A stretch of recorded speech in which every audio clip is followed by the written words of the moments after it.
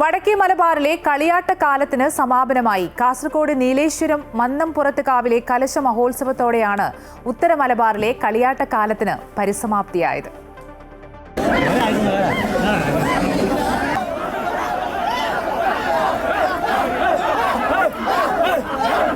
തെക്കുവടക്ക് കളരികളിൽ നിന്നുള്ള അലങ്കരിച്ച കലശകുംഭങ്ങൾ നീലേശ്വരം മന്നംപുറത്ത് കാവിലെത്തുമ്പോഴേക്കും പതിനായിരങ്ങളായ ഭക്തരാൽ കാവും പരിസരവും നിറഞ്ഞിരുന്നു.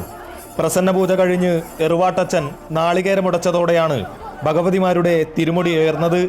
ഒപ്പം ആർപ്പ് വിളികളോടെ ബാല്യക്കാർ കലശകുംഭങ്ങളെടുത്ത് കാവ് വലം ചെയ്തു. തടിച്ചുകൂടിയ പുരുഷാരത്തിന് കലശോത്സവ ചടങ്ങുകൾ ഭക്തിയാവേശങ്ങളുടെ അനർഘ നിമിഷങ്ങൾ സമ്മാനിച്ചു.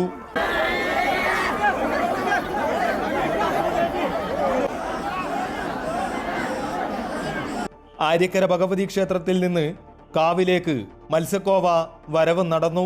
അള്ളട സ്വരൂപാധിപൻ ക്ഷേത്രപാലകൻ ഈശ്വരനും നടയിൽ ഭഗവതിയും കാളരാത്രി അമ്മയും കൈക്ലോൻ തെയ്യവും കാവ് തിരുമുറ്റത്ത് അനുഗ്രഹമൊഴികൾ ചൊല്ലി. കലശോത്സവം നടന്നതോടെ മറ്റൊരു കളിയാട്ടക്കാലം കൂടി വിടവാങ്ങി. കലശച്ചന്ത ഇന്ന് നടക്കും. അമൃത ന്യൂസ്, കാസർഗോഡ്.